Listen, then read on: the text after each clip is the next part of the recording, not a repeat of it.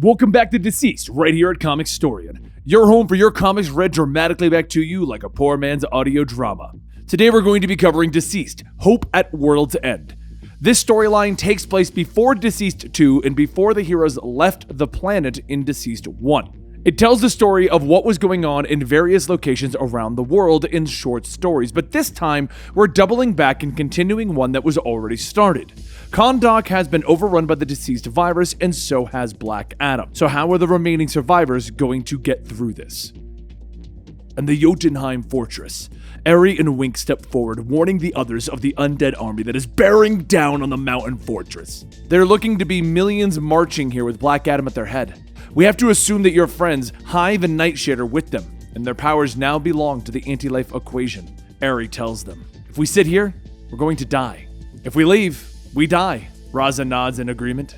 Either way, there's a lot of dying going on, Wink tells them both, and Manticore steps forward telling the two newcomers to leave, to escape while they have a chance.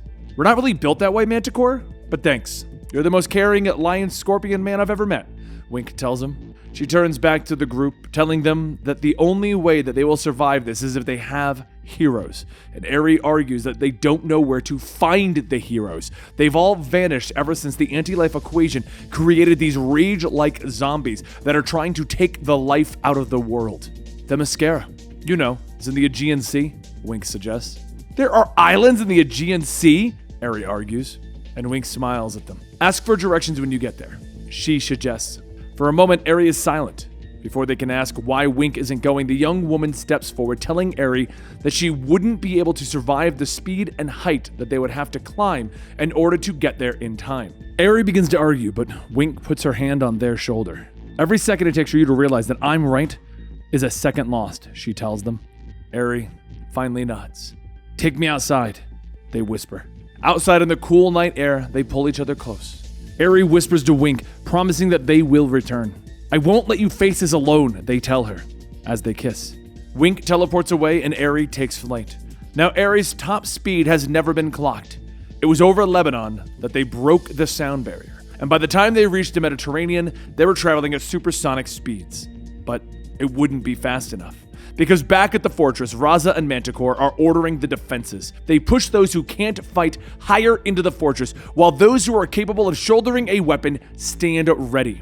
Wink steps forward, telling Raza that she has a plan, as he explains that even this fortress can't hold back an infected Black Adam. I also have a plan, he tells her, creating his glowing blade. This sword can cut through anything, and I'm gonna chop him in half, he growls.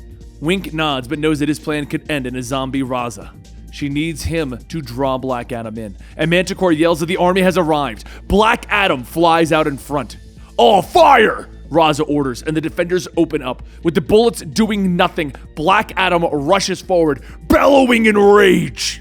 Gotcha, Wink smiles as she teleports onto the zombie's back. They both suddenly teleport away again, mere seconds before Black Adam can reach the fortress walls. Huh?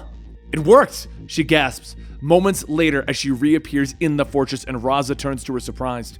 Where did you bring him? He asks, and she smiles. I teleported to the other side of the mountain. I let him go about halfway through. Can he survive being inside of the mountain? Manticore explains. I have no idea, she answers. And suddenly the entire mountain around the fortress begins to rumble, causing everyone to stumble. Okay, I have some idea now. Over in the Aegean Sea, Eri finishes getting directions from a flock of seagulls. Thankfully, that somewhat useless power of talking to birds has finally become useful, and they fly towards the secret island, only to be interrupted as Wonder Woman appears before her. Can I help you? The Amazon asks politely. Eri nods. I hope so. You and everyone that you can reach, they say. Outside Jotunheim, the millions of Blighted Ones continue to march forward, and among their ranks are Hive and Nightshade, who has the ability to open up a portal into the Shadow Realm. And in mere seconds, all of the infected are inside, with death coming to the mountain fortress.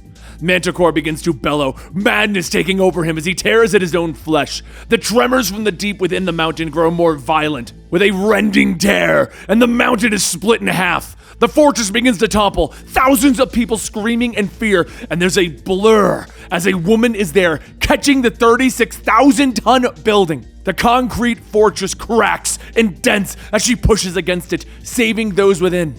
and for a moment, Wonder Woman holds their lives within her hands. With a crack of lightning, Black Adam tears free of that mountain, madness in his eyes, highlighted by the magical energy that crackles around him as he floats before Wonder Woman. The moment, it didn't last long.